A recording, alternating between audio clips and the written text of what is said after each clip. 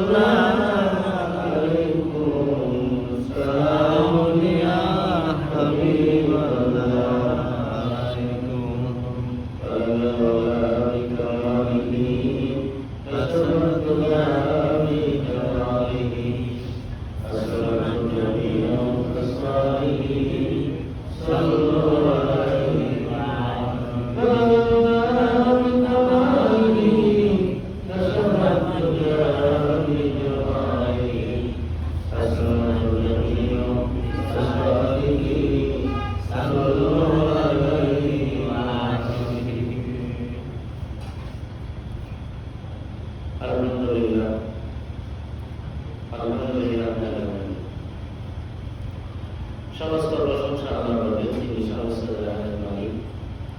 যে মহান আল্লাহ আকাশ পৃথিবী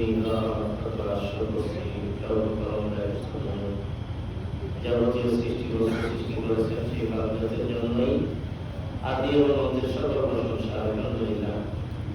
আর সর্বশ্রেষ্ঠ দরুদ তার ইয়া হাবিব ইমামুল মুরসালিন রাহমাতাল লিল আলামিন শাফি এবং জিবরিল নবী মুহাম্মদ রাসূলুল্লাহ সাল্লাল্লাহু আলাইহি ওয়াসাল্লামের প্রতি সাল্লাল্লাহু আলাইহি ওয়াসাল্লাম মোতাবাবিক ফেরেশতাবৃন্দ তামাম সাহাবায়ে সমস্ত ওলিয়া ওলিয়া রাসূলুল্লাহ আল্লাহ পাকের যত প্রিয় বান্দা-বান্দীগণ এই দুনিয়া থেকে চলে গেলেন, তাদের সকলের প্রতি আল্লাহ পাকের অশেষ রহমত ও বরকত ও ইসলাম ধারায় কিয়ামত পর্যন্ত বর্ষিত থাক।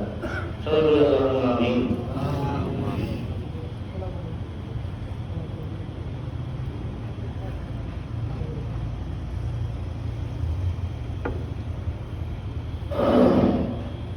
আল্লাহ দয়া করে আমাদেরকে মহফিলে আসার তৌফিক দিয়েছেন, সেই রবেরই সমস্ত প্রশংসা, সকল বোঝাই আলহামদুলিল্লাহ। কারণ এই পৃথিবীতে আমরা যে সময় আছি বড়ই ফেতনা অবস্থা, মহা ফেতনা অবস্থা। আর এই চরম ফেতনা অবস্থার জমানায় খাঁটি ইমানের প্রতি কায়েম থাকা ছিল, এটা আল্লাহের খাস দয়া ছাড়া সম্ভব না। আর আল্লাহের খাস দয়া কাদের প্রতি হয় না? লক্ষ্য করে এরকম মানুষ আশাবল মাহফুজার প্রতি, এই মানুষকে আল্লাহ মহব্বত করে সৃষ্টি করেছেন আল্লাহ মারিফত অর্জনের জন্য। এখন মারিফত অর্জন ছাড়া, আল্লাহর পরিচয় জ্ঞান লাভ করা ছাড়া যারা পৃথিবীতে আছে,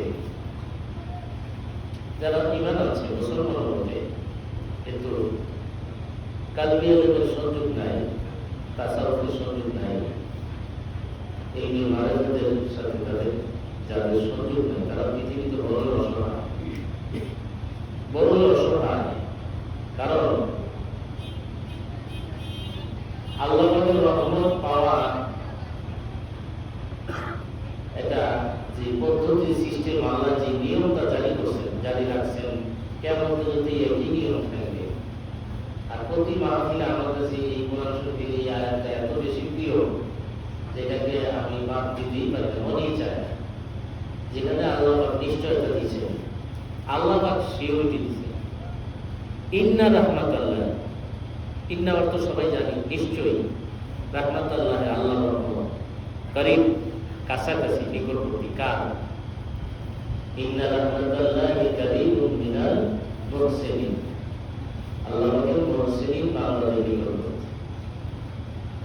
এখন অনেক মানুষ এই আয়াতের মূল অর্থ রহস্য না বোঝার কারণে অনেকে মনে করে যে আমি তো কোরআন হাদিস জানি, আমি শরীয়ত কোরআন হাদিস ফিকহ মাসলা সবই জানি, আমি আমার মতো একজন মানুষের কাছে যে তার কাছে কেন মুরিদ হবো, বায়াত হবো, তার সওয়াব কেন আমার লাগবে, এরকম ধ্যান জ্ঞান চিন্তা বেশিরভাগ মানুষেরই এরকম।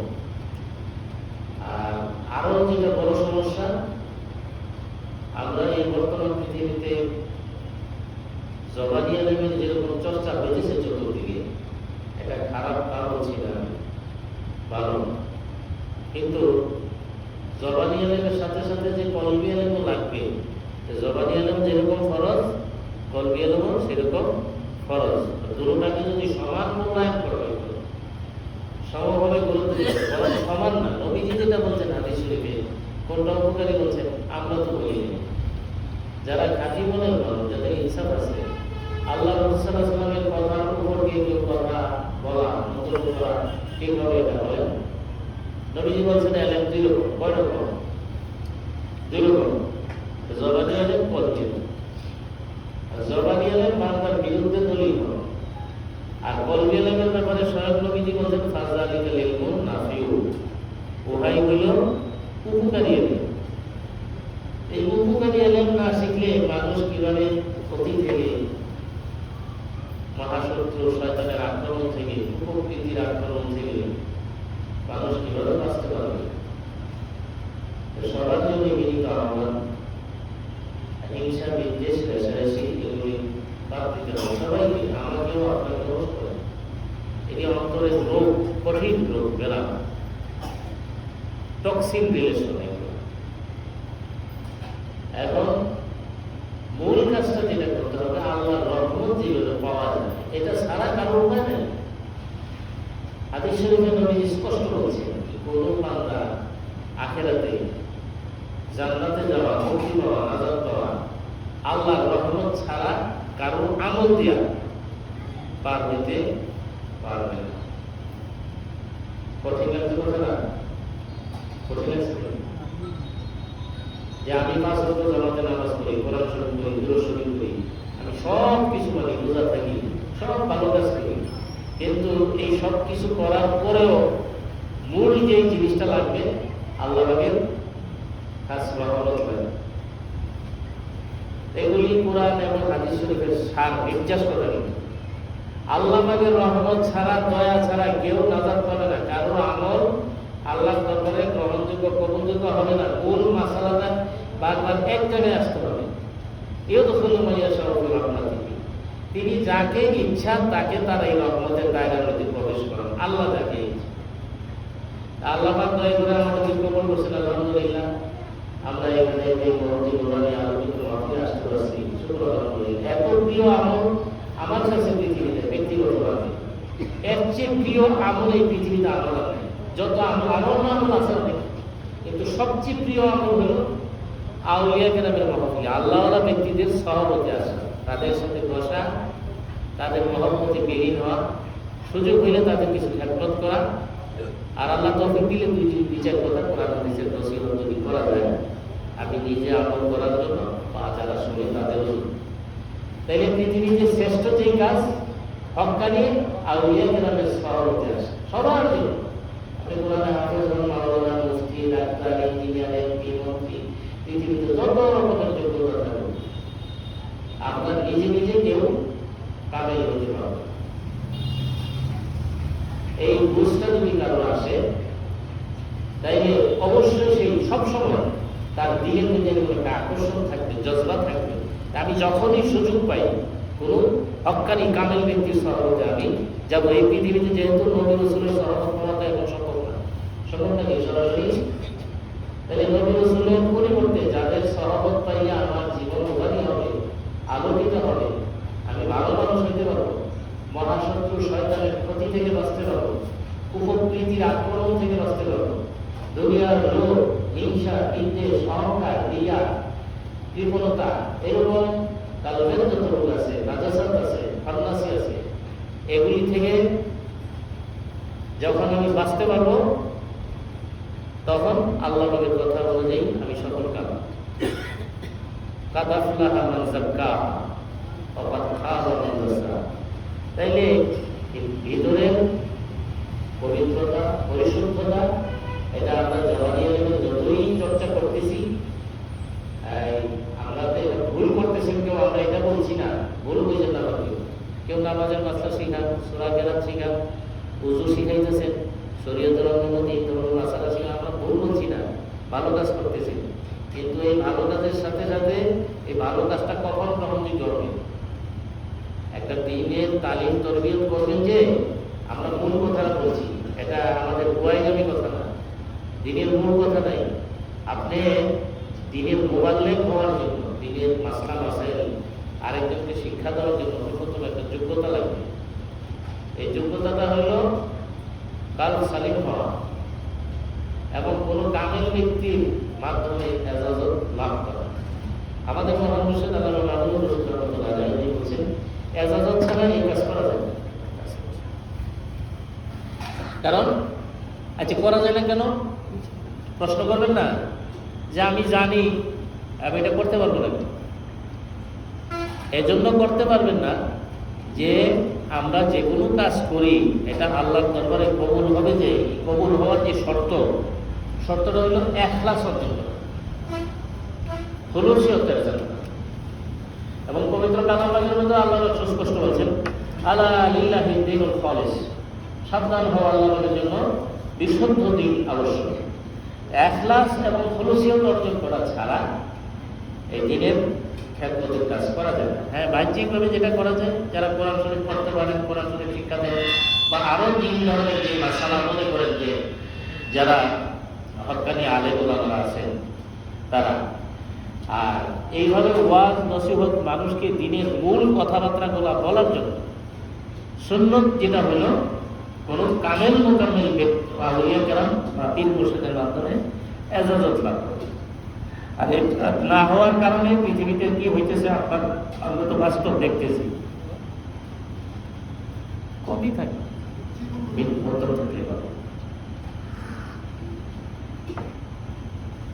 দেখেন কি হইতেছে, যারা জবানি খুব শিখছে না, তাফসীর হাদিস ফিকা ভুল নাই, ওয়াজ ঠিক আছে, কিন্তু উনি যে ওয়াজ করবেন, ওয়াজ করে মানুষেরকে কল্যাণের দিকে যে নিয়ে আসবেন, এই ব্যালেন্সটা উনি রাখতে পারবেন না। কেন পারবেন না? ইখলাস নাই, এখানে নফসানিয়াত চলে আসবে, রিয়া চলে আসবে, মানুষের প্রশংসা পাওয়ার ইচ্ছা চলে আসবে, যে এই ওয়াজ খুব ভালো হচ্ছে, মানুষকে আকৃষ্ট করা। সব জিনিস না পান, পৃথিবীর সব মানুষ যদি কোনো ব্যক্তির ওয়াজকে ভালো বলে, আর আল্লাহ যদি বলেন যে না, এটা আমার দরবারে কবুলযোগ্য না, কোনটা সঠিক হবে? সবাই ভালো বললে ভালো হবে না। আজকে আমাদের দেশে যারা নাম করা বক্তা, আমি ব্যক্তি বিশেষকে টার্গেট করছি না, কারোর সাথে মানে হিংসা নাই, কারোর সাথে দুশ্মনী নাই, তো মানুষ যাচ্ছে কোথায় দেখেন।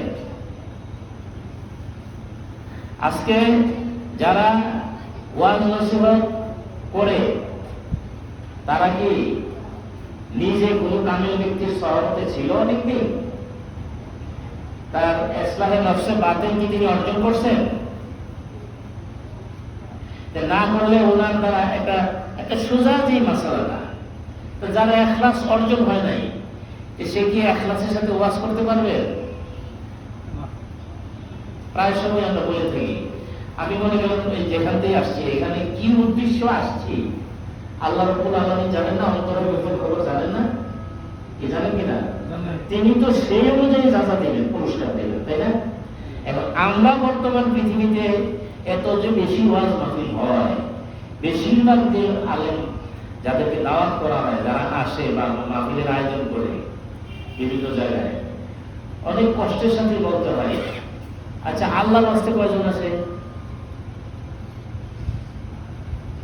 আল্লাহর রাস্তায় বলেন তো, কন্ট্যাক্ট নাই, কোনো লোক নাই, তার কোনো নিজের ব্যক্তিগত কোনো দাবি নাই। যে এলাকায় তিনি যান, যারা যে খুশি ইচ্ছা যে যা দেয়, গাড়ি ভাড়া যেটুকু পারল দিল, কম দেখার বেশ দেখার, গরিবেলা হইলে না দিলেই অসুবিধা কি, তাই না? এই যদি হয়, এইরকম লোক যদি হয়, পাওয়া যায়, তাইলে যিনি বক্তা তারও উপকার হবে, যারা শ্রোতা তাদেরও উপকার হবে।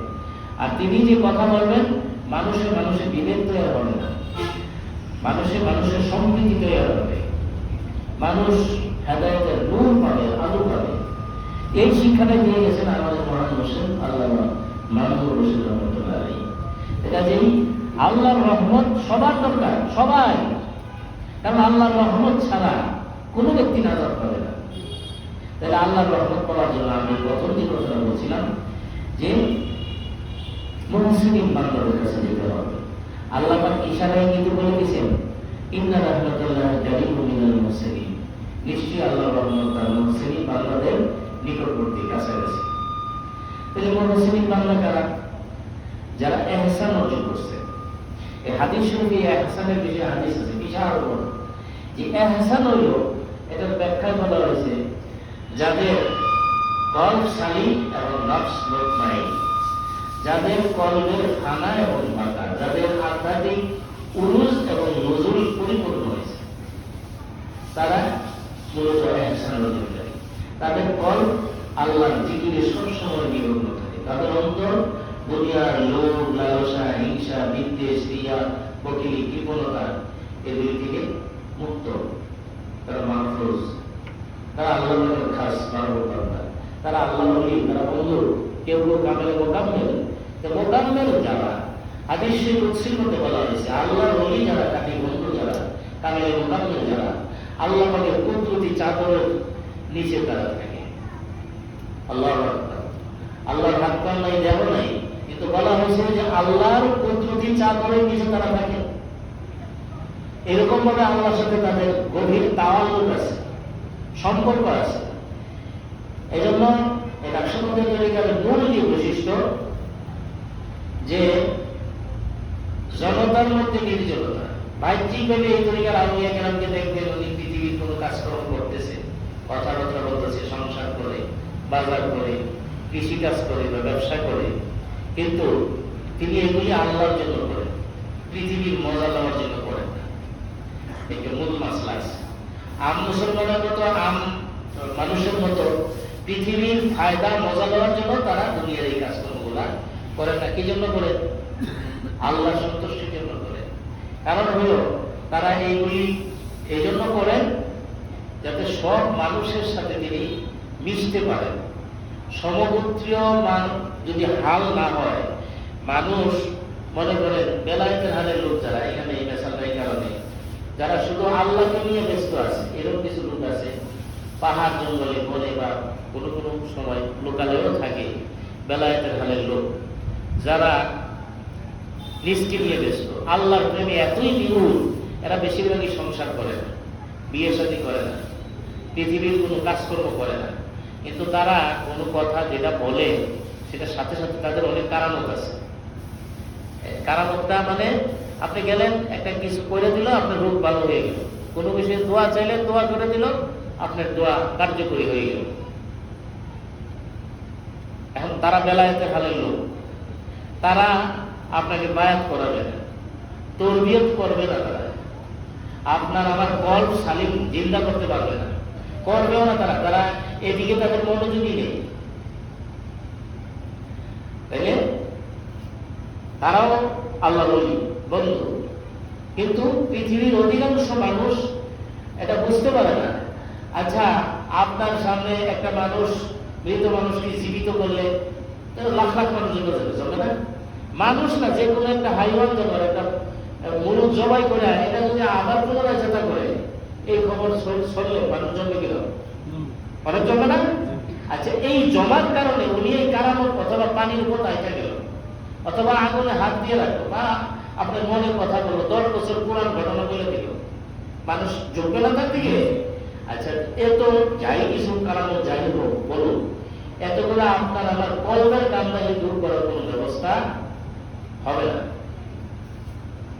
এজন্য এই নকশবন্দিয়া মুজাদ্দিদিয়া তরিকার আউলিয়া কেরামের মূল যে বৈশিষ্ট্য, যে তাদের উরুজ এবং নজুজ পরিপূর্ণ হওয়ার পর তাদেরকে সাধারণ মানুষের সাথে মিশার জন্য, যাতে মিশতে পারে, সাধারণ মানুষকে যাতে ফায়দা আদান করতে পারে, এই সাধারণ মানুষের মতো তবিয়ত গুলো আবার তাকে ফেরত দেওয়া হয়।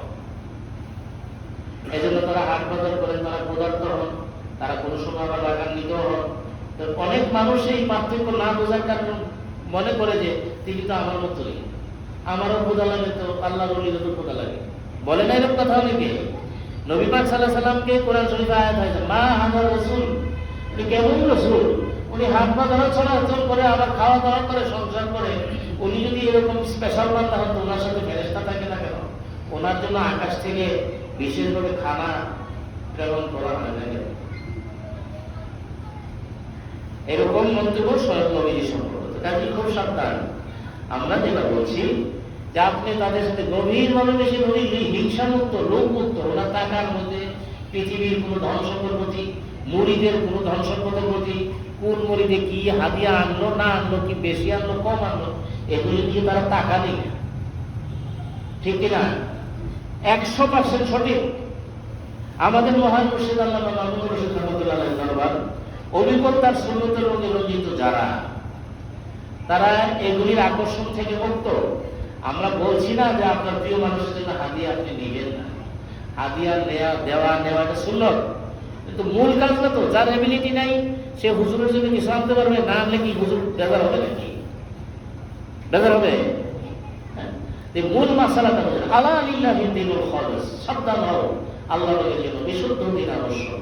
এটা এরকমই একটা জিনিস, আল্লাহু আকবার, আল্লাহর যে কত দয়া, কত যে মেহেরবানি, এগুলি মনে হয় মানে আমরা আমাদের মহান মুর্শিদ আল্লামা মামুনুর রশিদ রহমাতুল্লাহ আলাইহি এরকম জমানার মুজাদ্দিদ, এরকম কামেল মোকামেল আল্লাহর প্রিয় ব্যক্তি, যার সহবতে আমাদের জীবন ধন্য।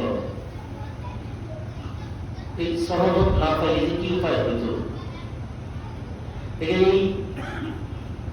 নূর হেদায়েতের এই খাস মুজাদ্দিদ তরিকার ফয়েজ নিয়ামত আল্লাহ পাক দয়া করে এই জল ফেতনার জন্য জারি আছে।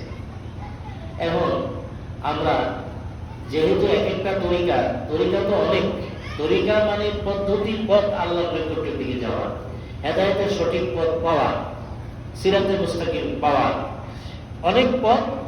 এর মধ্যে মশহুর নাম করা তরিকা চারটা: কাদেরিয়া, চিশতিয়া, নকশবন্দিয়া, মুজাদ্দিদিয়া। তাইলে আমাদের এই নকশবন্দিয়া মুজাদ্দিদিয়া তরিকার উন্নতির মূল যেটা শর্ত, শায়েখে সহবত। সহবতের চেয়ে শ্রেষ্ঠ কোনই আমল নাই। আপনারা দেখবেন আমাদের তরিকার ইমাম মুজাদ্দিদ আল-ফিসানি শাহেখ আহমদ ফারুকী সেলিহি রহমাতুল্লাহ আলাইহি, ওনার জন্মস্থান থেকে উনি হজ করার জন্য দিল্লিতে আসছিলেন, পাঞ্জাব থেকে সেই শরীফে। ওনার জীবনী পড়ছি না আমরা সবাই, জানি তো ঘটনাটা। কি জন্য আসছিলেন উনি দিল্লিতে?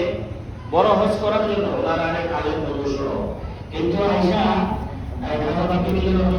সন্ধান পাইয়া ওইখানে বায়াত হইয়া উনি কি হজে যেতে পারছিলেন? হজে যেতে পারছিলেন? গভীর চিন্তা করে হজের মতো বড় কাজ না যাইতে পারে পীরের সহবতে থেকে গেলেন। এই বিষয়টা আপনারা আলোচনা করছেন ক্যাম্বোডিয়াতে। আমরা যখন মদিনা কাটতে ছিলাম, এটার একটা ভিডিও আছে ইউটিউবে, আমরা দিয়েছি। যারা ব্যাংক চালান খুঁজে দেখে নিতে পারেন। আমার নিজস্ব একটা ইউটিউব চ্যানেল আছে, এইচএসএন ওয়াজ মিডিয়া। ওইখানে বলছে যে মুজাদ্দিদ আল-ফিসানি রহমাতুল্লাহ আলাইহি ওনার পীর মুর্শিদ খাজা বাকিউল্লাহ রহমাতুল্লাহ আলাইহি দরবারে থেকে যাওয়ার কারণে মুজাদ্দিদ আল-ফিসানি হয়েছে। হজে চলে গেলে তো হতে পারতেন না। তাহলে সহবতের গুরুত্বটা কত, আমি একটু খালি ইঙ্গিত দিলাম। আমরা যারা বায়াত হয়েছি, মাকাম উপরের দিকে গেছে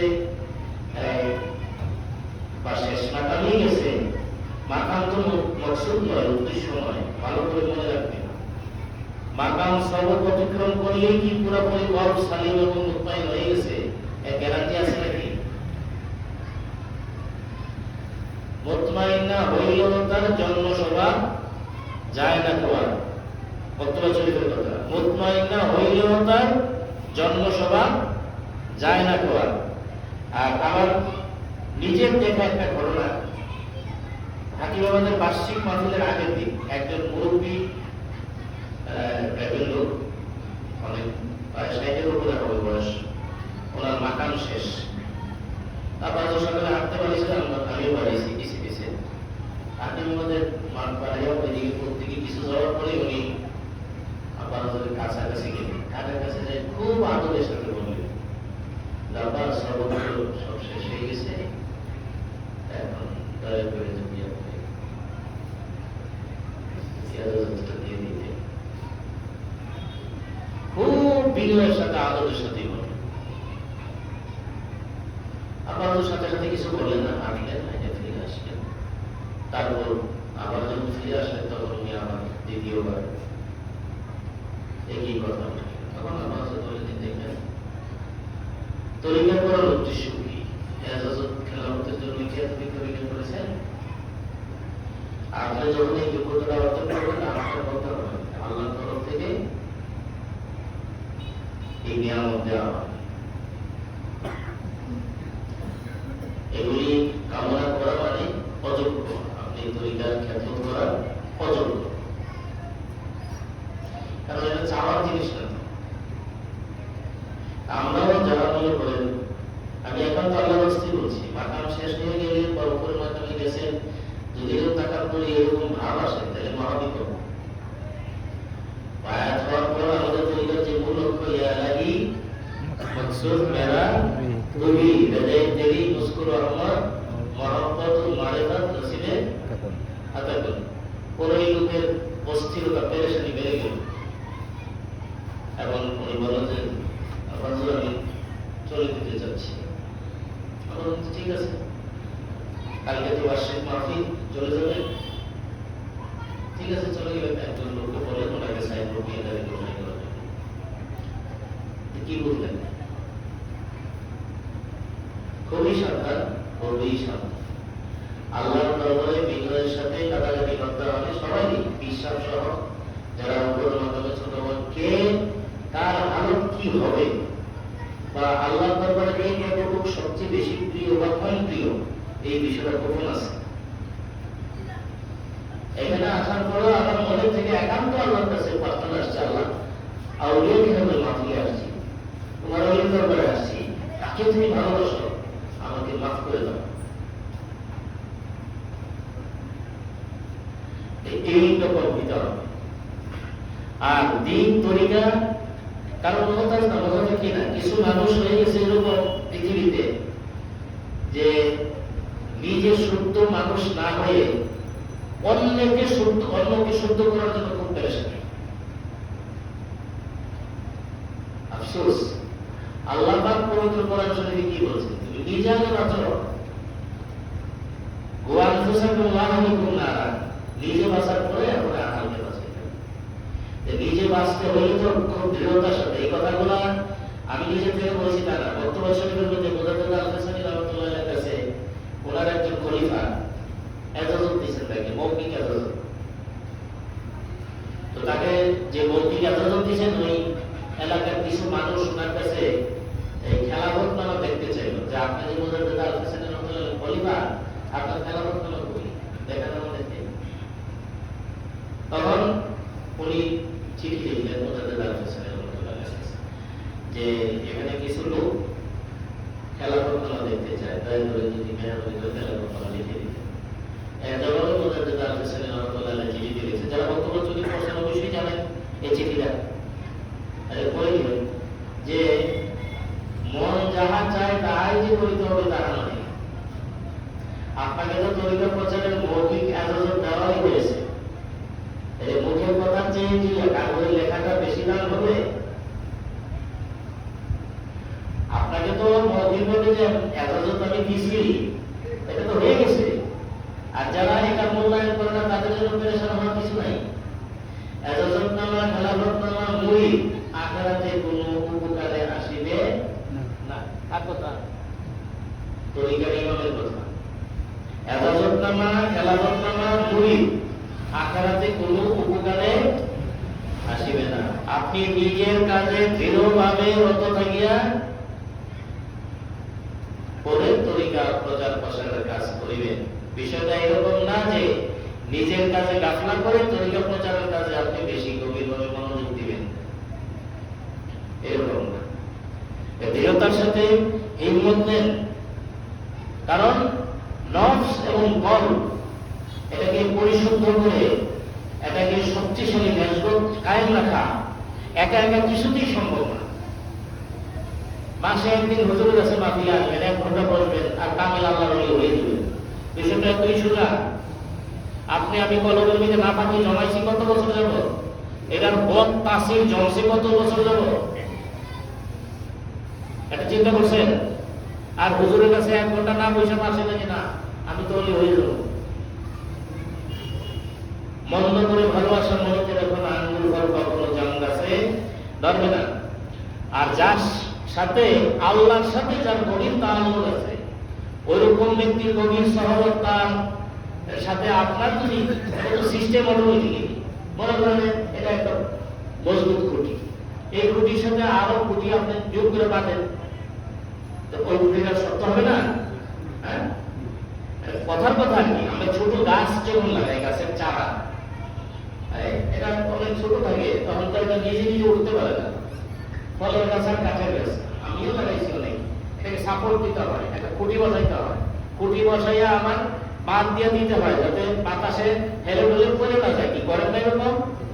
হ্যাঁ, এই গাছটা ছোট যখন ছিল, এই গাছটা যদি 5 বছর হয়, এই ছোট থাকে শক্তি অর্জন করে না।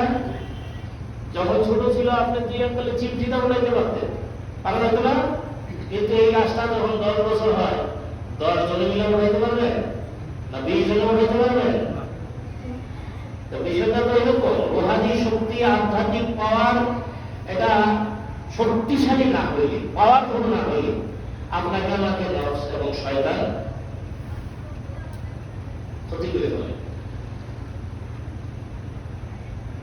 কাজেই আমি যেটা আহ্বান করি বিনয়ের সাথে, সব জায়গায় আমি এটা বলি, যার যার শায়েখের সহবতে বেশি আসে। মনে রেখো, আদব, খেদমত, মহব্বত ছাড়া কিছুই পাওয়া যায় না। নিয়ত করে আমরা আমাদের মহান মুর্শিদ আল্লাহ মাহমুদ রশিদ রহমতুল্লাহ, কোথায় আমার বাড়ি, পরের ব্রাহ্মণ লইয়া, হুজুর থাকতে ঢাকা, প্রথম করা দিল, তারপরে হাকিমুল্লাহ, বাড়ি থেকে রোয়ানা দেওয়ার সাথে সাথেই তো ফয়েজ কেমন থেকে বোঝা গেছে স্পষ্ট।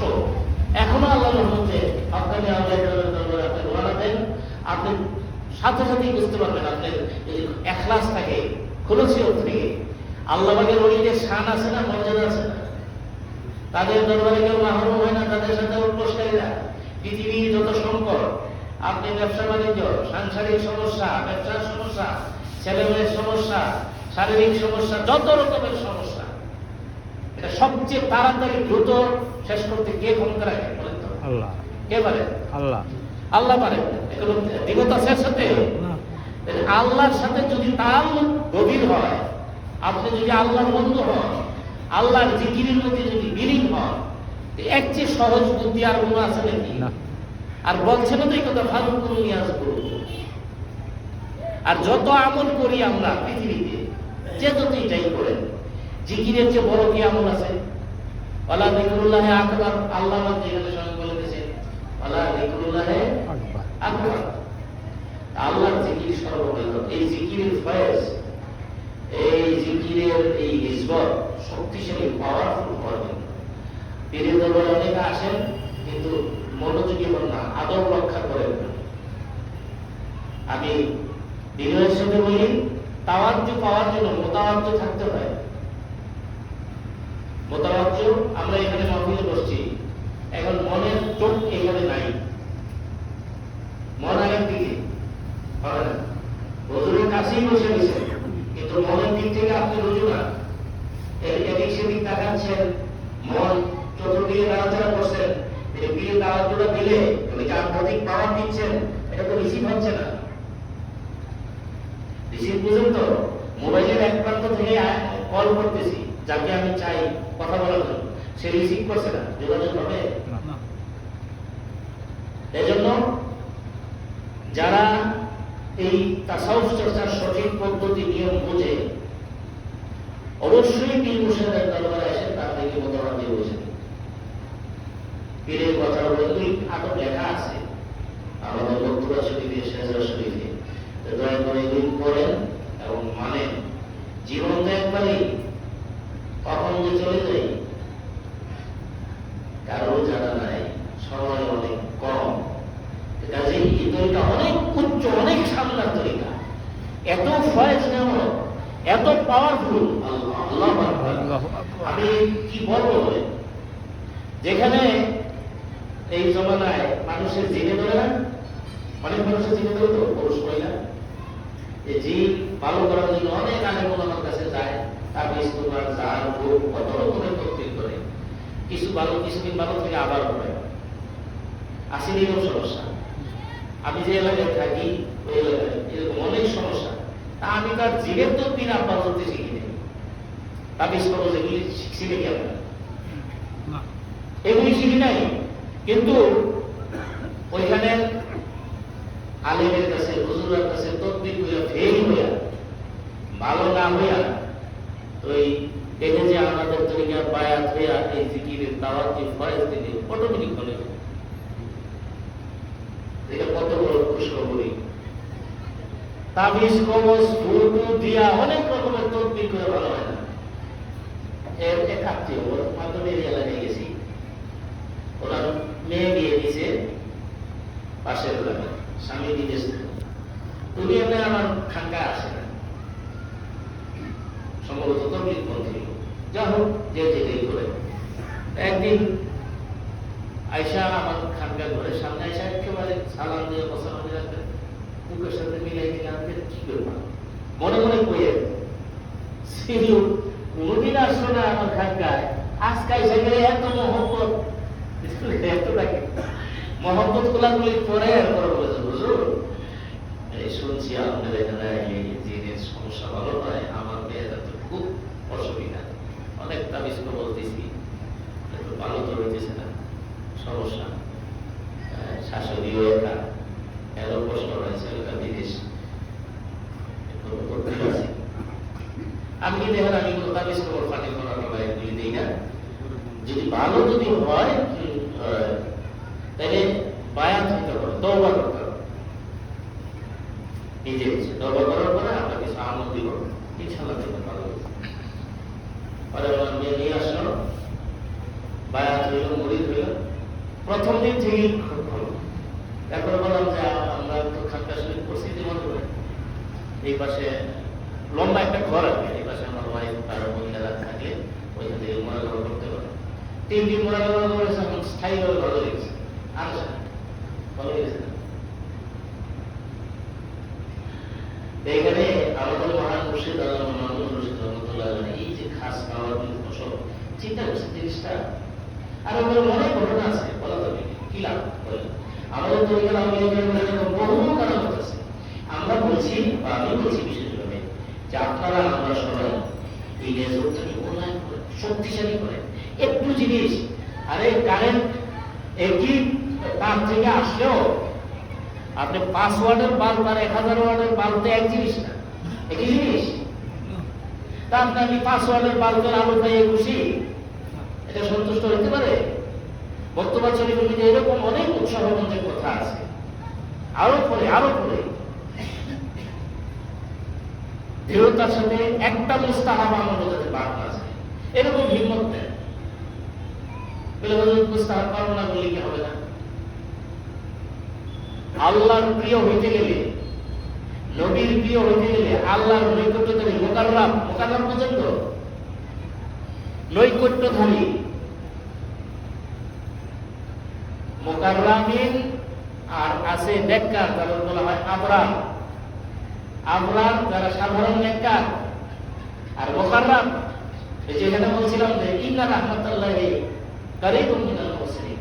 তো মুকাররামিনদের কাতারে পর্যায়ে যদি আমরা যেতে পারি তাহলে হিম্মত নিতে হবে। জীবনটা তো একবারে জমে আসছি। আর মুস্তাহাব এরকম একটা আমল বর্তমান শরীফে বলা হয়েছে, সমস্ত পৃথিবীর সমস্ত সম্পদ হস্তগত হওয়ার চেয়েও একটা মুস্তাহাব আমল পালন করা তার চেয়েও বেশি লাভ। মুস্তাহাব পালন করলে আল্লাহ খুশি হবে। আল্লাহ খুশি হলে আমার জীবনের সব গুনাহ মাফ করে দিবেন আমি নবীর ইস্তেফা করলে। তাহলে প্রত্যেকটা ইবাদতের মধ্যে দেখবেন যে ফরজ, ওয়াজিব, সুন্নত, মুআক্কাদা, মুস্তাহাব এই বিষয়গুলো আছে না? তা আমরা হিম্মত নেই। এই জন্য নিজের পীরের, আমরা যারা মনে করেন যে কিতাবাদি পড়তে পারেন না বা লেখাপড়া তেমন জানেন না, তাদের জন্য সহজ হইল সোজা আপনি আপনার পীরের অনুসরণ করেন, একটা ডাইরেক্ট। আপনার পীর মুর্শিদ কিভাবে বন্দেগী করে, পাগড়ি করে, কিভাবে খাওয়া দাওয়া করে, কিভাবে নামাজ পড়ে, কিভাবে কথাবার্তা বলে, উনি মডেল, উনি ডাইস। সাহাবায়ে কেরাম অধিকাংশ লেখাপড়াই জানতেন না। কি জানতেন নাকি? প্রমাণ করতে পারবে কেউ? তাহলে তারা পৃথিবীর শ্রেষ্ঠ ওলি না? এত বড় ওলি মানে কোন আউলিয়া, কোন পীর মাসের তাদের মর্যাদার ধারে কাছে যাইতে পারবে না। এই জন্য ওয়াজ নসিহত যতই শুনি, আমার তো ব্যক্তিগত ভাবে জিনিসটা রিসিভ করতে হবে। আমি এই কাজটা শুনলাম আর এখানে বেরিয়ে গেল, এরকম হাজার হাজার ওয়াজ শুনলে লাভ হলো না। দৃঢ়তার সাথে হিম্মত নেই না, আমার জীবনের যে সময়টা চলে গেছে সেটা হয়ে গেছে, এখন থেকে আমি দৃঢ়ভাবে নিয়ত করলাম ইনশাআল্লাহ তাআলা আমি আল্লাহর কাছে তৌফিক চাই। সবসময় বিনয়ের সাথে আল্লাহ ভাইয়ের কাছে কান্নাকাটি করে তৌফিক চাইতে হবে।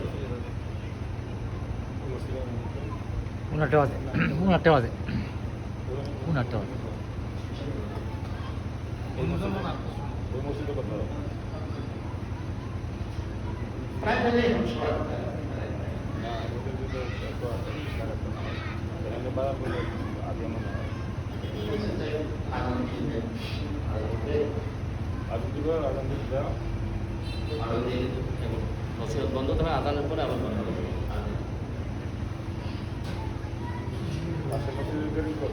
দেরি করে হয় তার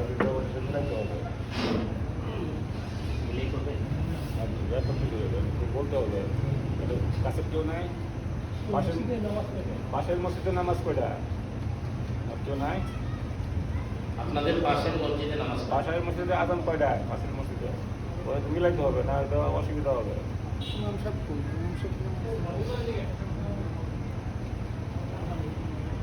আজান হলে শোনা যায় তো, ওই মসজিদে আজান হলে শোনা যায় না।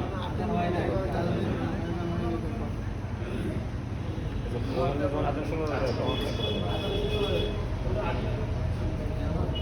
আজান দেয় আছে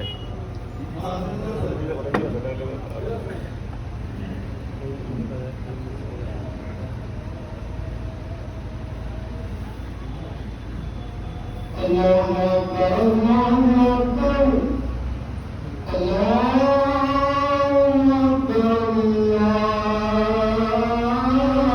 الله أكبر أشهد أن لا إله إلا الله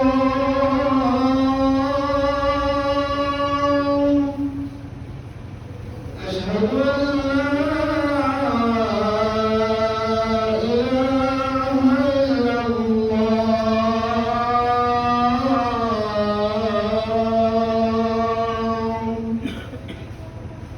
أشهد أن محمدا رسول الله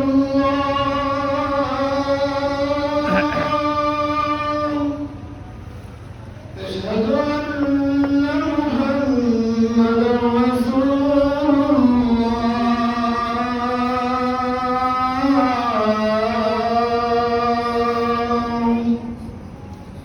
حي على الصلاة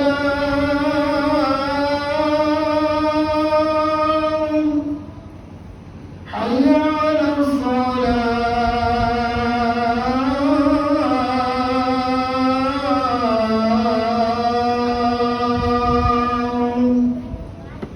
حي على الفلاح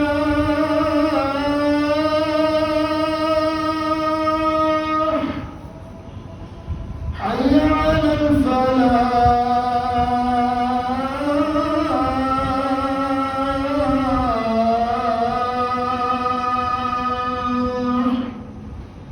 الله أكبر الله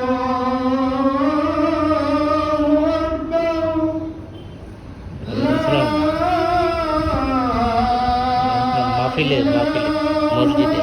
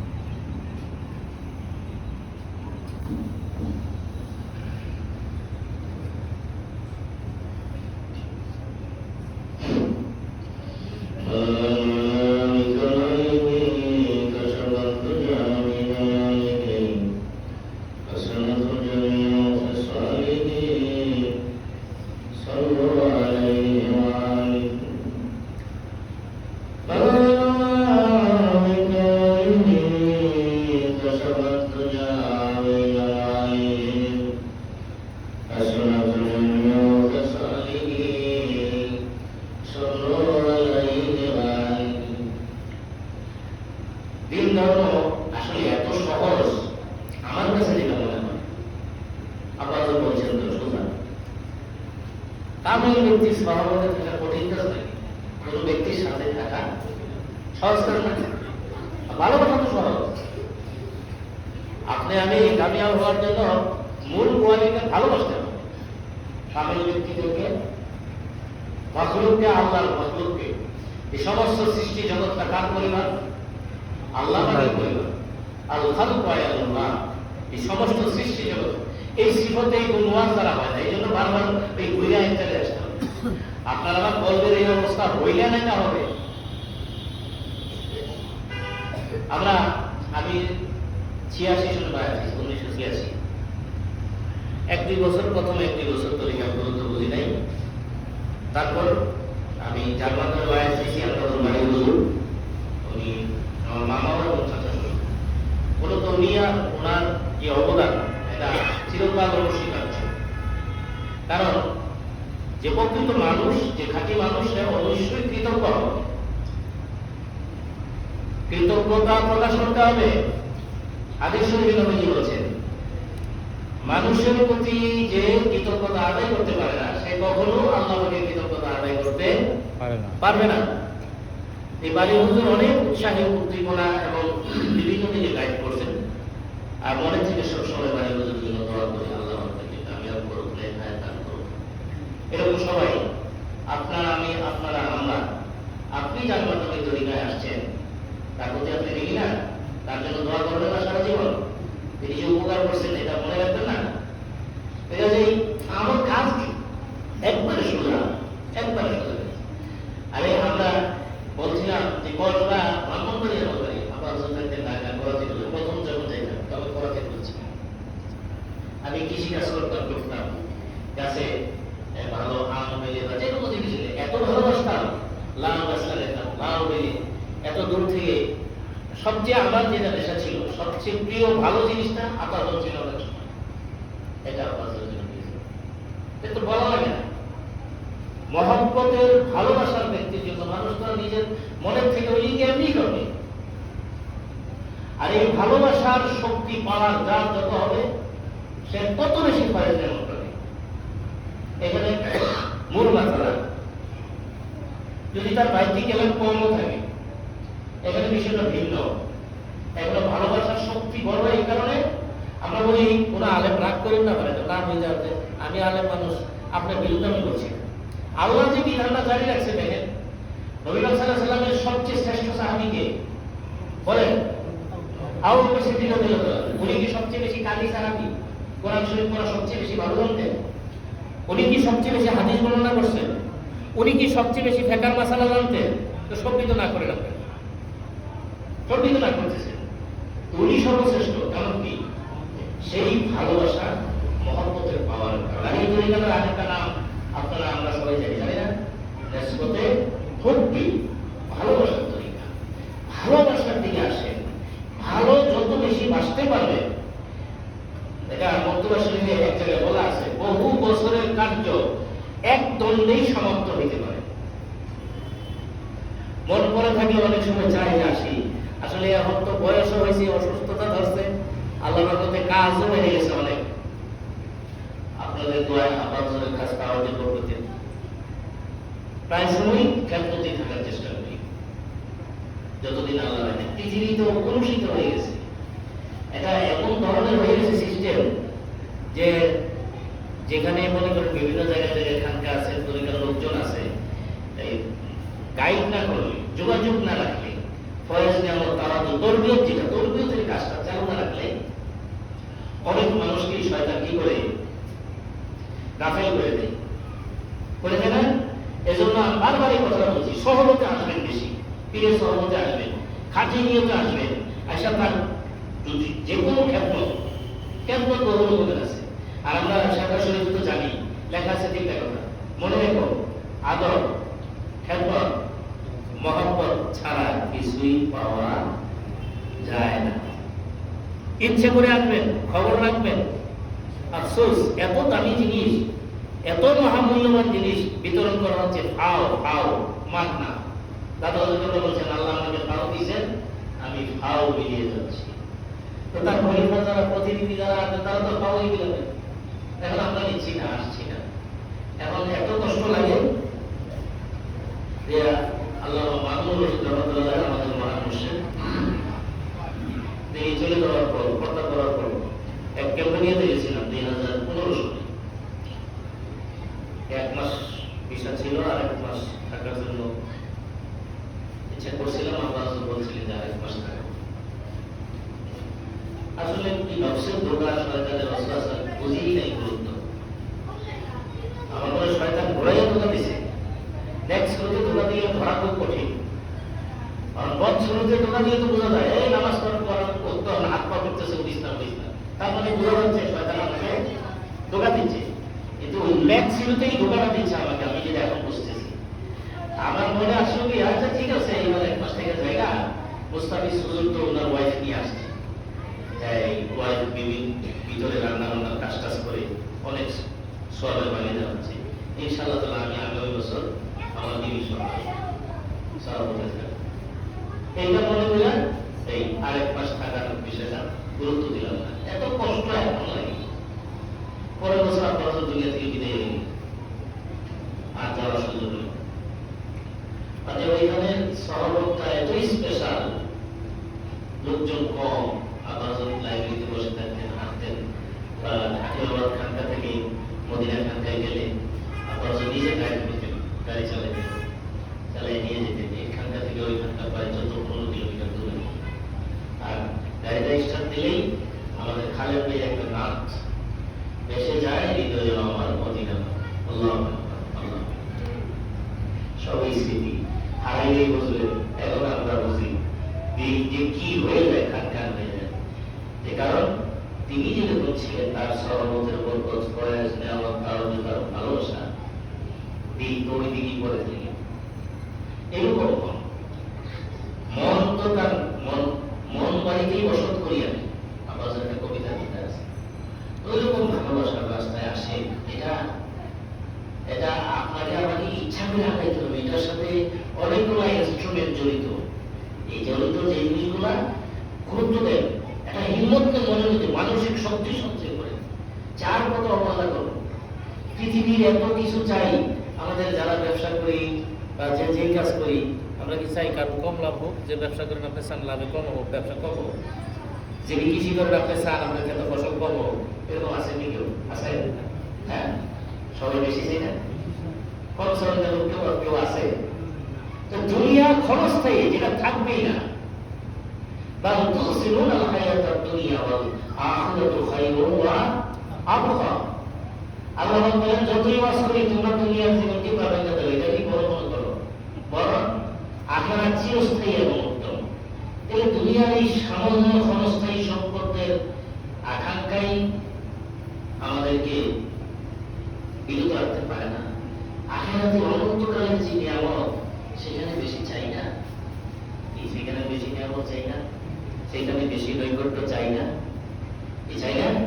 কিন্তু সময় হারাই গেলে পৃথিবীর হায়াতটা এরকম একটা সিস্টেম, আল্লাহ আকবার, কেউ যদি এটা মূল্যায়ন বলে একটা মুহূর্ত, একটা সেকেন্ড সে গাফেল থাকবে না আল্লাহ স্মরণ থেকে, আল্লাহর জিকির থেকে। বলা হয়েছে হাদিস শরীফে, যেই মুহূর্তটা বান্দা জিকির থেকে গাফেল ছিল, এর জন্য সে আখিরাতে মহা আফসোস করবে। তো তাই কিভাবে এই হালতটা অর্জন করা, ওয়াজ করা যত সহজ, অর্জন করা কিন্তু অত সহজ নয়। সহজ তখন হবে আপনি কামেল মোকামেল পীর মুর্শিদের খাস পাওয়ার তার সহবত গাইয়ে হবে, যদি নসিব হয়, তার সাথে যদি রাবেতা অর্জিত হয়, তাহলে তো একেবারে নুরুন আলা নূর। রাবেতার ব্যাখ্যা বিশাল, এটা এমন একটা সম্পর্ক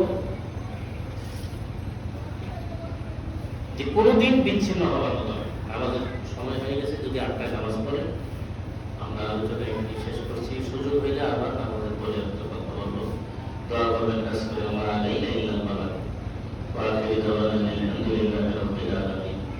আসসালামু